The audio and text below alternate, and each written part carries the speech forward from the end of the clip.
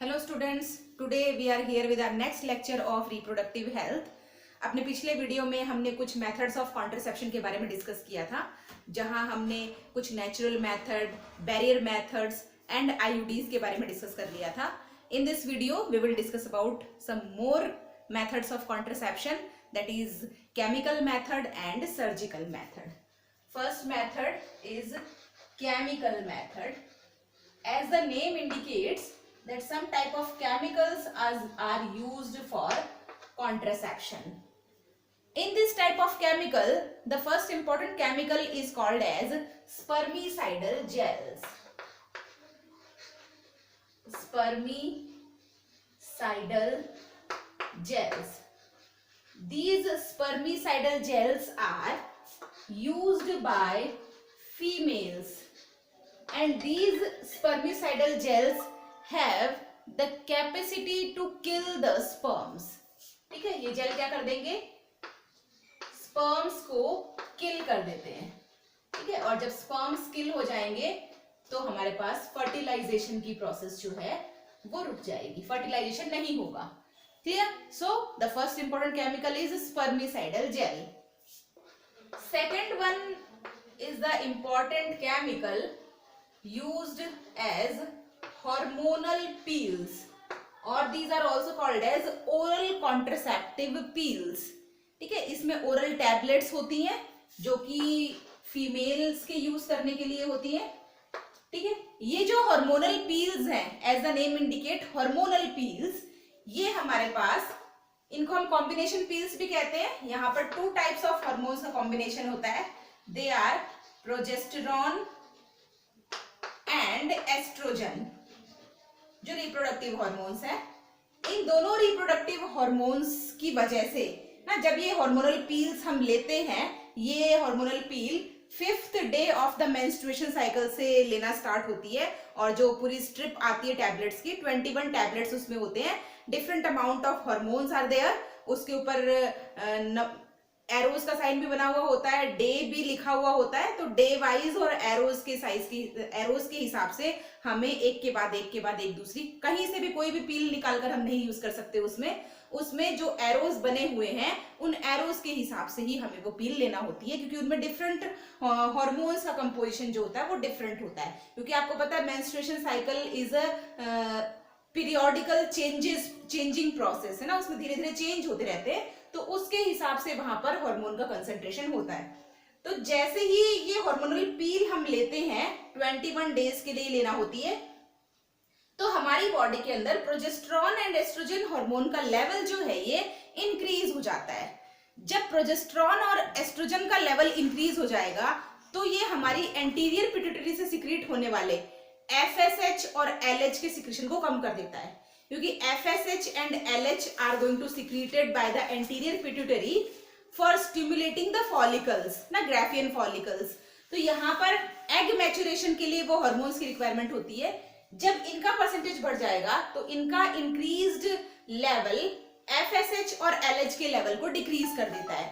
जब FSH और LH का लेवल डिक्रीज हो जाता है तो बॉडी के अंदर ओव्यूलेशन की प्रोसेस जो है वो स्टॉप हो जाती है. तो यहाँ पर जैसे ही हम इन पिल्स का यूज करते हैं तो ये क्या करती हैं, स्टॉप द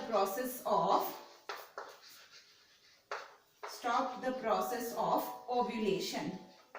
ठीक है, जब ओव्यूलेशन ही नहीं है तो फर्टिलाइजेशन नहीं होगा.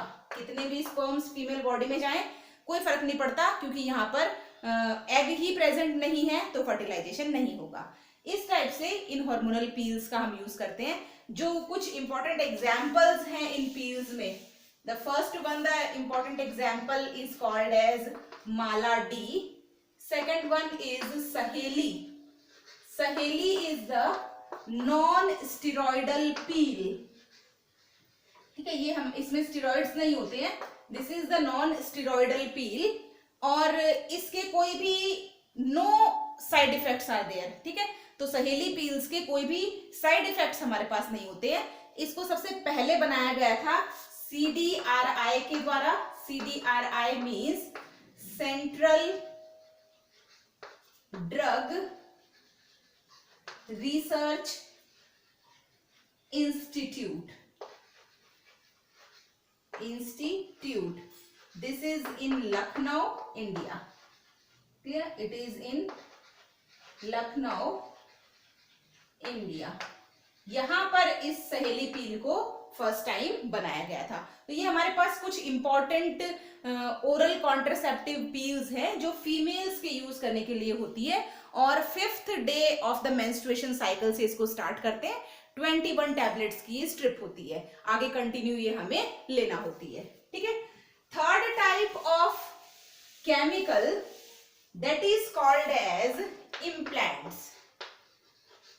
इम्प्लांट्स भी एक टाइप के केमिकल होते हैं जो बिलो द स्किन हमारी बॉडी में इंसर्ट किए जाते हैं ना। These are also for the females, और ये हमारी स्किन के अंदर इंसर्ट किए जाते हैं। हार्मोनल पील्स और इम्प्लांट्स में सिर्फ एक ही डिफरेंस है, और वो ये है कि जो पील्स है वो हमें डेली लेना होती है या वीकली लेना होती है। ये हमारे पास लॉन्ग टाइम के लिए होते हैं। ठीक है। तो लॉन्ग टाइम के लिए एक बार इम्प्लांट्स यूज करने के बाद लॉन्ग टाइम तक हमें दोबारा यूज करने की जरूरत नहीं होती है। जितना उसका हम कह सकते हैं एक्सपायरी डेट जब तक नहीं आती है तब तक 6 महीने के लिए, 1 साल के लिए हम इन इम्प्लांट्स को यूज कर सकते हैं। Clear? So these are the chemical methods for the contraception. The last one is surgical method. ठीक है। Fourth important method that is called as surgical method. Surgical method में सर्जरी यूज की जाती है। ठीक है। और surgical method males and females दोनों में यूज करने की होती है। In males it is called as vasectomy, and females it is called as tubectomy. ठीक है। वेसेक्टोमी में क्या होता है, यहाँ पे वास डिफरेंस जो है ना, वास डिफरेंस को कट और लाइजेट कर देते हैं। इट शुड बी कट और लाइजेटेड, है ना। मीन्स वास डिफरेंस को कट करके टाई अप कर देते हैं।